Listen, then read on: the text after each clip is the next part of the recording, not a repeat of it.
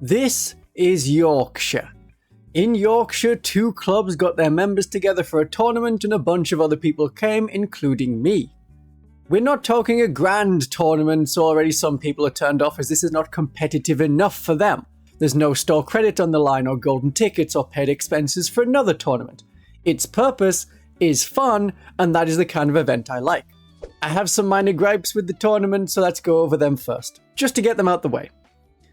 All of the terrain was ruins, and even with 2 clubs worth of terrain, some of the ruins were just a small corner on a rectangle of coloured card. And I saw the cupboards of terrain they had stored on the side. The Eldar relic trees, crumbling towers, impassable tree lines of bocage. I assume these were for a World War II game like Conflict 47 that could be set in France. Use that! Have the ruin rules, but use that. Another minor complaint, all of the boards were laid out for the same layout. Games Workshop Layout 1. I know it was there to make sure it was all equal and between missions the terrain didn't have to be rearranged, but it added some tedium, like it's the same layout for the whole weekend.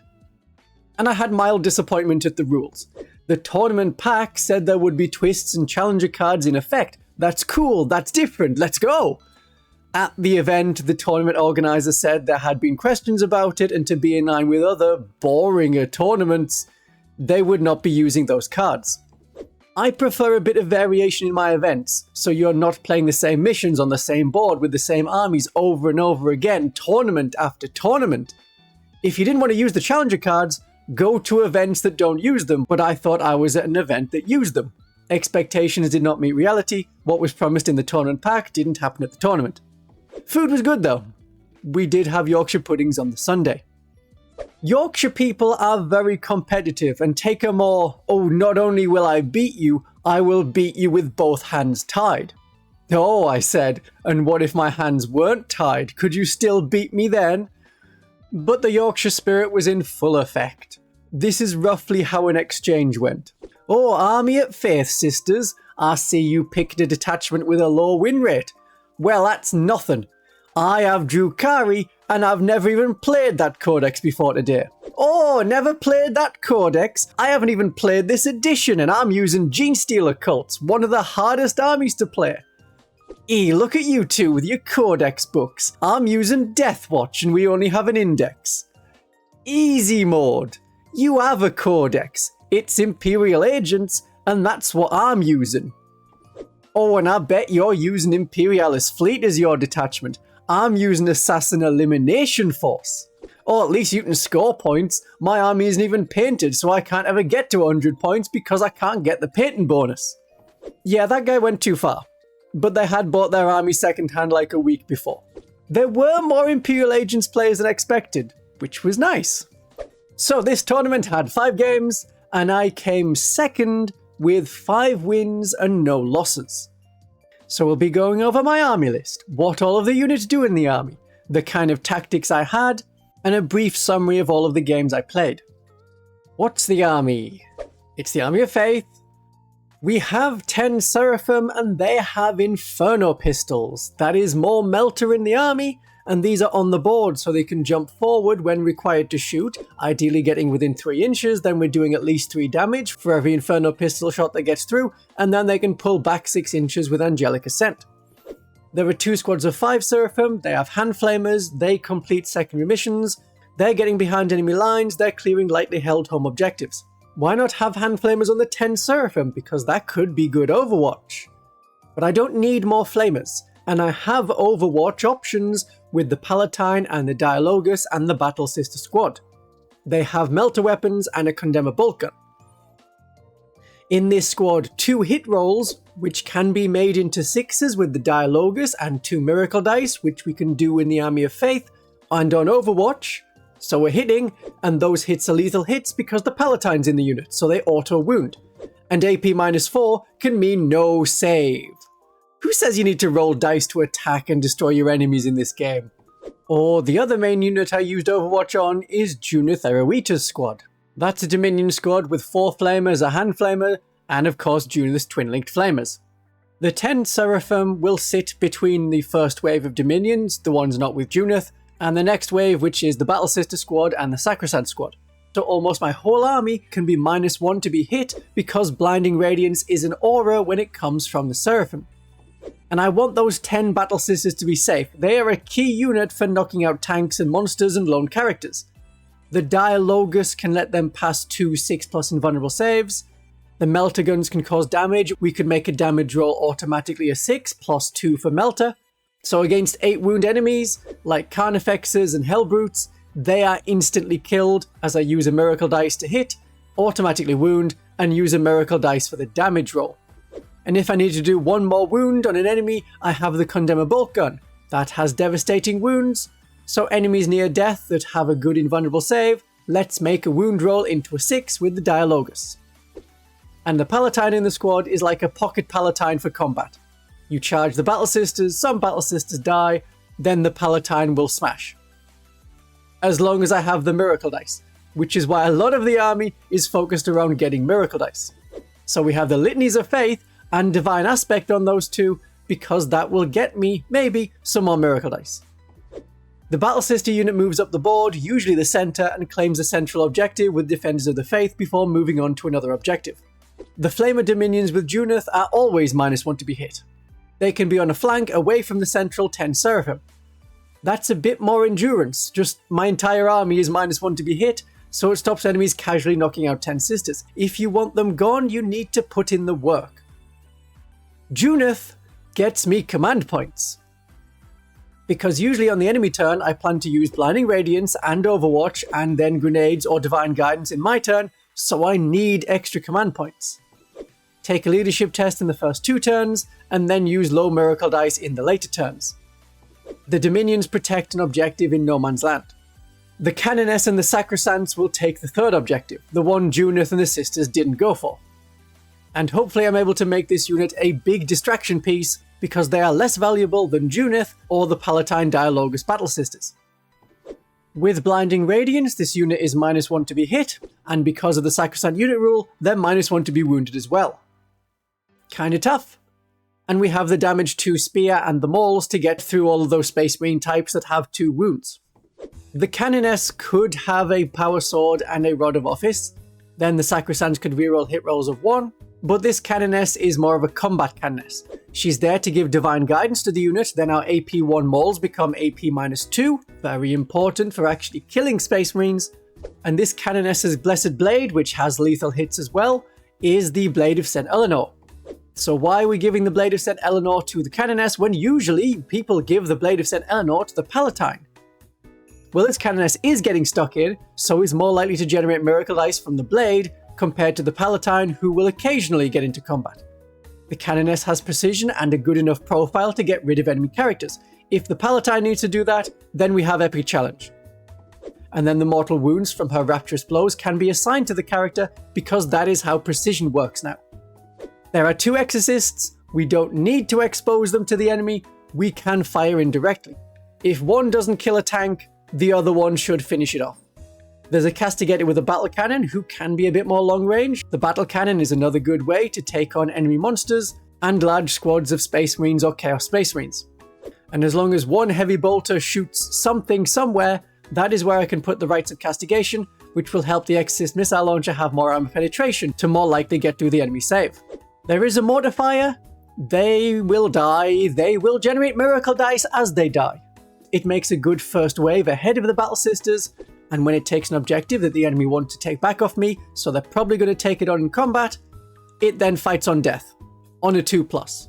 But so far, every time, it has fought on death. There are 2 more squads of Dominions. One squad is in a Rhino. The Dominions can make it scout, then in the first turn they can get out. Then the Sacrosancts could get into it, and then move off. So it's a 6-inch scout, plus a 12-inch move, plus advance, and then next turn the Sacrosancts can get out and fight. Or if the Dominions needed more speed in turn 1, they can have that. It's an 18-inch move with the scout and the move, and then they can disembark and shoot, and they can reactive move back into the Rhino. Righteous Awareness is a normal move. You can embark after a normal move. The Immolator is for the other 10 Dominions. That splits them. That's one of its jobs, and the other job is to ignore cover. Ignore cover is very valuable for the Dominions, or for the Castigator, which is AP -1 on all of its attacks. If the benefit of cover was there, that would stop that AP -1. It's also very useful for the Exorcists who are firing directly. Enemies always get the benefit of cover when you're firing directly, unless you have an immolator say no. The Dominions have melter guns. It's useful for killing infiltrators like the Combi Weapon Lieutenant, Lictors, 3 Tau stealth suits. I know a lot of infiltrators have 2 wounds, Space Marine Scouts, Pure Strain Gene Stealers, so Stormbolters can be a good option, but with support fire from the Immolator's guns and the Bolters that come with a squad of 10, I can take them out. And the Rhino can always help. Yeah, I'm gonna fire a Hunter Killer missile at a Pure Strain. Wouldn't you? If it's gonna kill the unit? And also Pure Strains can be scary. The 5 spare Dominions from the Immolator stay on the home objective and use their Simulacrum to generate more Miracle Dice. That is the army. It is quite survivable. It relies on having a lot of Miracle Dice, so I need lots of ways to generate Miracle Dice, and that's why I have the Army of Faith. This army list is very similar to one I used back when I made a deep analysis of the Army of Faith, but it's adapted due to changing points and preferences. If you remember the How to Prep for a Tournament video, what I had written down to not forget for this army was stratagems give Miracle Dice. I only used 3 stratagems from this detachment in the 5 games. Divine Guidance for extra armor penetration, Blinding Radiance to make enemies -1 to hit me, and Angelic Descent to get the Seraphim out of trouble, or into trouble. Faith and Fury for Lance was there as an option to have a higher wound chance and get a Miracle Dice, but the only real combat unit was the Sacrosants, and they have lethal hits with the Mauls, but what they need is their low armor penetration boosting. So, use Divine Guidance. Overwatch and Grenades were more stratagems I used. The main tactics of the army: be annoying to kill, which is not what people expect from Sisters. More often we throw some units out to die, get some Miracle Dice, and use them on damage rolls to hit back. The Army of Faith generates Miracle Dice from stratagems, from enhancements, and yes, from units dying. But the low Miracle Dice can be used on armor saves to keep units alive, especially the high objective control Battle Sisters. If at least 2 Battle Sisters survive, they can outscore 3 elite enemies. My goal for this army was to survive, and also think, if I can stop the enemy from scoring, that is as good as scoring. Mostly. As long as my score is higher than their score, that is all I need.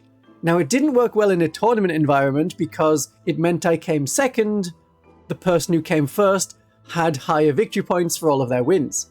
But in general, if your score is higher than your opponent's, that is all that matters. It's a tactic I call the enemy cannot score if you disable their army. If I can shoot an enemy off an objective, even if I can't get on there myself, that is 4 or 5 fewer victory points for my opponent. And against World Eaters in the final game, I plan to advance the 10 Sisters for a Miracle Dice, which becomes a 6 with the Dialogus, to stop them from scoring the primary objective in their turn. I also drew Storm Hostile Objective, so that was extra convenient. This is an army that can do well against hordes with the Flamers. I have enough melters and high damage for elite armies, and I have that mix to deal with combined arms forces, but because of the low strength of melter weapons compared to the toughness of enemy vehicles, it doesn't do well against mass vehicle armies, and if I don't destroy an enemy model with Divine Guidance, no Miracle Dice from that. So what was the first enemy I faced, having just mentioned the weakness of my army in a scripted video? It was Gore-Track World Eaters. The World Eaters have a surprising amount of shooting. Their Land Raiders can fire loads of las cannons. The Hellbrute with a plasma cannon can shoot back at you. There's a Forge Fiend with 3 plasma cannons, or equivalent. And there's plenty of Rhino transports. The Exorcists killed the Hellbrutes. You can't shoot back at something you can't see. And the Exorcists then spent the rest of the game popping Rhinos. It was a very hard matchup for me as I don't like World Eaters, and with so many vehicles, it was harder to get Miracle Dice from the stratagems as I have to destroy an enemy unit. When the Canoness and the Sacrosants are hitting a Rhino, I'm not getting a Miracle Dice from the Blade of St. Eleanor unless the Canoness is the one to kill a Rhino model. The way I dealt with these World Eaters was generally to screen. The Immolator, the Rhino, the Dominions, the Mortifier were all there as a first wave to block the World Eaters from getting closer to my more valuable units, the Sacrosants, the Battle Sisters, the Dominions with Junith. And when I'm -1 to be hit on Junith's squad, -1 to be hit on the Battle Sisters, the Seraphim, and the Sacrosants with the Blinding Radiance coming off the 10 Seraphim, That is upsetting for a weirdly shooty army that hits on a 4+. The Melter Dominions were very useful for killing Chaos Spawn that scouted forward, as was the Mortifier, but when it fought on death it was only able to kill one Khorne Berserker. However, with the enemy mostly held back, then the Castigator rumbles forward, and we have a Battle Cannon which does great damage to units of 10 Khorne Berserkers. Or 9 Khorne Berserkers, because Heavy Bolters are still damaged too, and I'm okay with one fewer shot from Blast on the Castigator Battle Cannon. And when a Rhino did break through my cordon, I was able to instantly stop it from being a problem with the Melter weapons that auto-hit and auto-wound and automatically get through the armor save of the Rhino that I have on the Battle Sister squad with the Dialogus and the Melter weapons. Then the Khorne Berserkers inside had to get out, and are instantly battle-shocked, and so they cannot surge move. And when your transport's destroyed, you cannot declare a charge. That's a Berserker unit that's very easy to take out. Because of the high toughness of the Land Raiders, I mostly ignored them and hoped they wouldn't do too much damage. But slowly my left flank with the Dominions started to collapse, and the right flank with the Sacrosancts and the Canoness. And the Canoness has a 2+ invulnerable save once per game. It only lasts for a phase, and it's not very useful when a Land Raider tank shocks her, because mortal wounds will go through an invulnerable save. But I was able to hold off the enemy long enough, so I narrowly claimed victory. My first victory of the event, 70 points to 65. And at the end of the game, the tournament organisers came round and recorded the results. It's a little bit old school, but it saves the technologically challenged from having a dedicated app carrier. My second game was against Imperial Agents, and good on them for winning their first game against Eldar. Naturally, as you're playing Imperial Agents and you want to have a good go, you're playing the Imperialis fleet, and you're using the Clandestine Operation Enhancement so that 3 of your units infiltrate. That was the shield-bearing Subductors and 2 units of Deathwatch Veterans with Watchmasters. The army was backed up by a lot of shotgun-wielding Navy Breachers, another veteran squad, and 1 big knight using the rules for Canis Rex. An obvious target for the Exorcist, you may think? But no, I'd be wounding that on a 5+. The Exorcists are great for hitting the Deathwatch Veterans, because unless I roll a 1 for damage, every failed save is another dead elite Marine. And it doesn't matter too much about, oh, they get the benefit of cover, so I'm reduced in my armor penetration. A lot of them have the shield, so they're on a 4+ invulnerable save anyway, and there is a stratagem to give the unit a 4+ invulnerable save. I got to go first, which is very important against this army, and prioritise the destruction of the Deathwatch squads. They were hiding behind the big blue boxes. The Castigator was able to roll forward and shoot down onto the opposite side, doing a lot of damage, and although they pulled back with the Displacer Field stratagem, they were still in Exorcist range. And for the first time ever, Devastating Refrain came in and they became battle-shocked, which had no real effect on the battle. The Seraphim squad shot the Deathwatch squad at the top with their Inferno pistols and killed a few Marines before pulling back with Angelic Ascent, and the Dominions killed more of them. In the centre, the Battle Sisters charged the Subductors using a Miracle Dice to charge, and that Miracle Dice was a 6, and with another Miracle Dice that was generated from either the Dominions on the home objective or from Litanies of Faith, I don't remember which one, but I used that Miracle Dice so Rapturous Blows activated on the Palatine, and a lot of coppers copped it. And I had taken out nearly 500 points of units in the first turn. You can't score if you're dead. I know the prevailing logic is to score victory points where you can and sacrifice units for victory points, but what if you don't want to lose a unit? I will keep going with the unit, pushing ever forwards, but not on objectives. I had shown that I could quickly kill a lot of agents, so I had time to score once the enemy was less threatening. I'll move on to the objectives at my own pace, in my own time, when I choose. If I stood on the objectives, the Breachers would get to reroll wound rolls, and there was enough dice there, and the Sisters 3+ saves will fail. The Imperial Agents are an easy match for Sisters. I know Imperial Agents are generally a pretty easy matchup, but an extra specially easy matchup for the Sisters. They're a cultist-like horde, and Sisters do specialise at fighting them. There were certainly enough Flamers on the Seraphim and the Dominions to clear a lot of Navy Breachers, and when I charge with the Seraphim and Dominions, my save is 3+. That is better than your 4+ save. The dice will come out in my favour in bare-knuckle boxing. It was a spirited defence, and the agents were better at denying me victory points than scoring them by throwing bodies onto objectives. And twice, the Nuncio Aquillas worked to battle-shock the Battle Sisters and stop me from scoring. But there was no turn 4 for the agents. The last model to go was their Calidus assassin who snuck up behind my 5 dominions with bolters. Shame that they also have grenades. Pop goes the lady that isn't one of our ladies. 73 victory points to 42. I like the Imperial Agents. They have a big range of models, and although my opponent didn't, they can use some Battle Sisters. You can buy almost any kind of unit you want to use in Imperial Agents, as well as a lot of the kill teams. If you're going to buy them through affiliates. I also have a recently updated link for Wargames Portal in the United States. The old link isn't connected as an affiliate anymore. The one in the description of this video is correct. Also, you can buy brushes at a discount if you use my code Vtuber. Then you get cheaper brushes, and they're very nice brushes. Game 3 was against Eldar. I think the army list went a bit too heavy on Wraith units. They're tough, but outside of the Wraith-specific detachment, they aren't getting the extra speed from battle focus. The Eldar were not particularly numerous, so on the left flank, one Dominion squad in the Rhino scouted to an objective and stayed there the whole game, generating miracle dice with their simulacrum while the rest of the army fought. In turn 1, some very lucky indirect fire shots took out one of the fire prisms. Lucky that I rolled a 6 for damage with one of the 2 rockets, and the miracle dice I generated at the start of the battle round was a 6, so I could guarantee its death. And then it exploded onto Wraithguard. And I had Bring It Down as a secondary mission.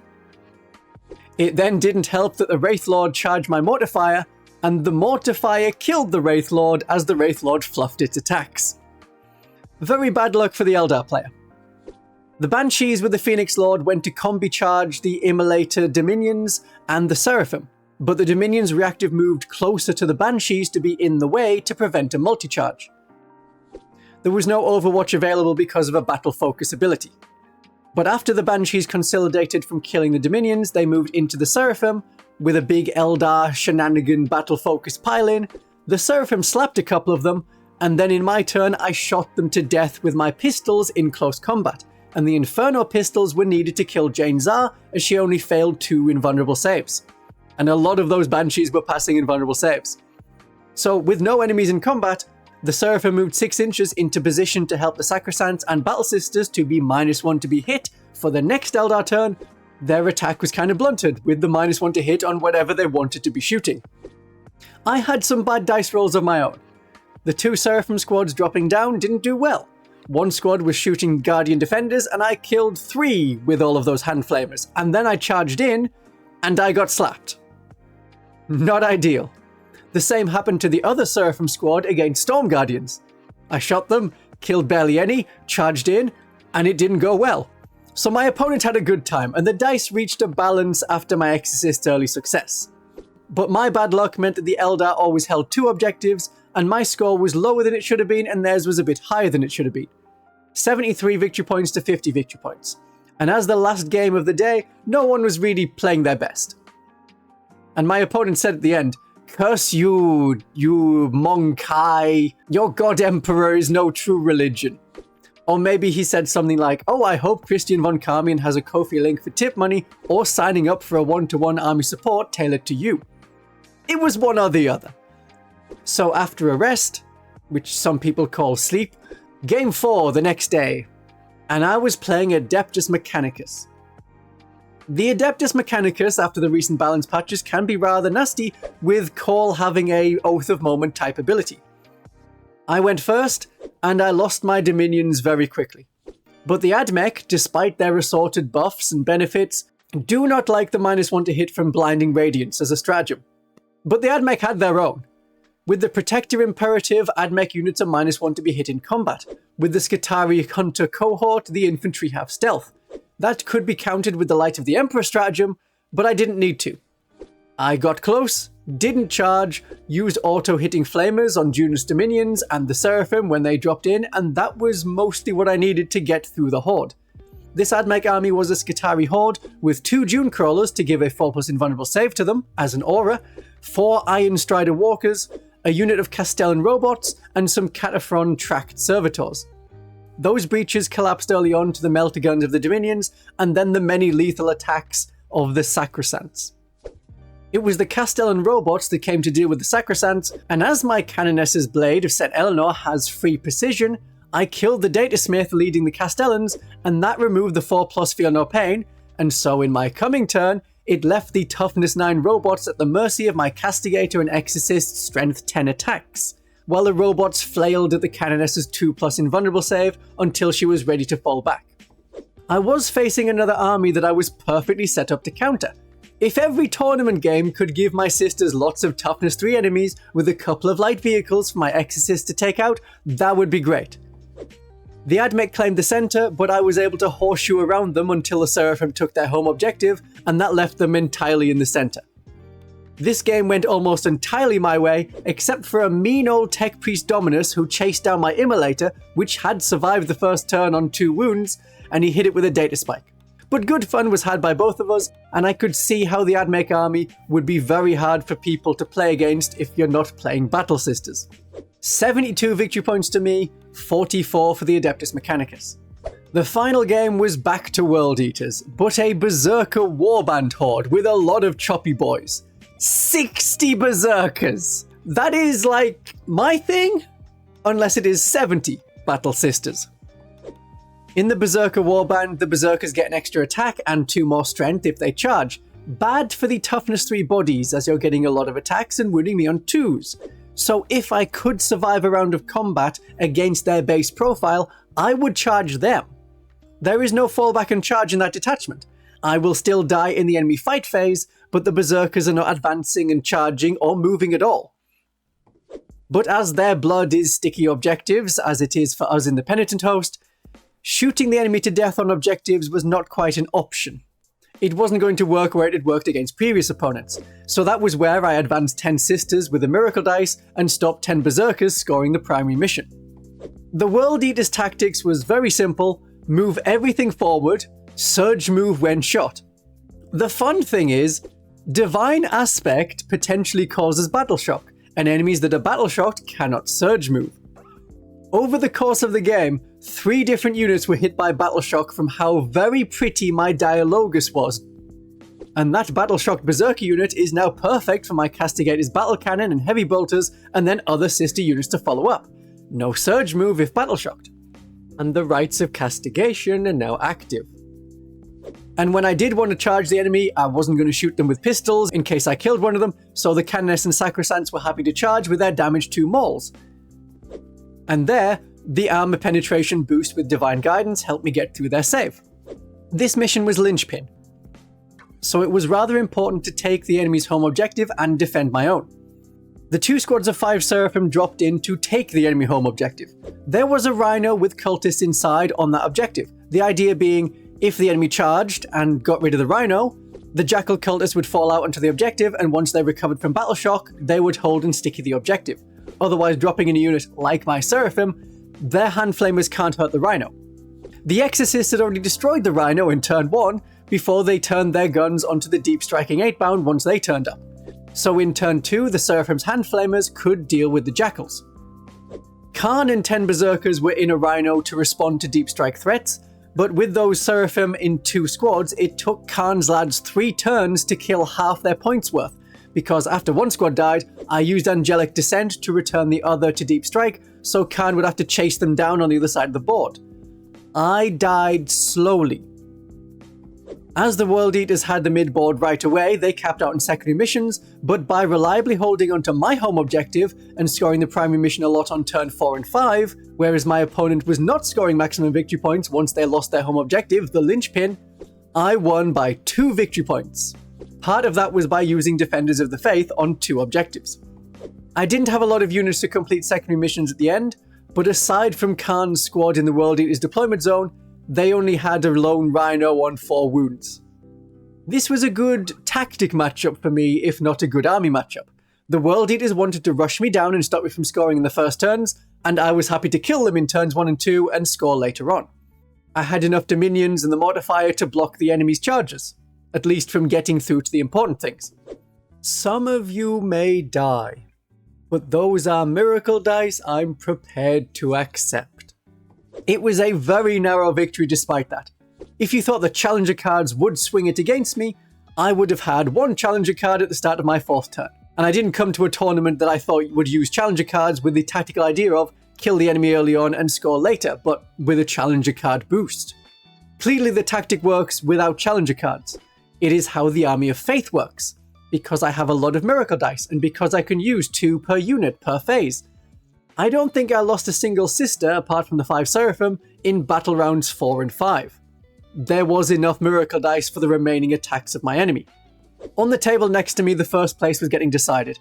I was just playing the highest scoring person who had 3 wins and 1 loss, while the 2 people fighting for first had, like me, won 4 games, but their highest scores per game was higher than mine. And after one of them was defeated, even though their score was still higher than mine, I had won all 5 of my games, placing me as the second highest scorer, who went 5-0 out of, I think, 48 players. So I got a little trophy. It was a Space Wolf Model of the Month sprayed silver. Small tournaments will do things like that, or have 3D printed cups, so I got a Space Wolf model, and as a Space Wolf hater, this was kind of an insult. I don't need a silver Space Marine model trophy, so I took the arms and the head off, sprayed it black, and added it to my Deathwatch army as a guy carrying a plasma gun.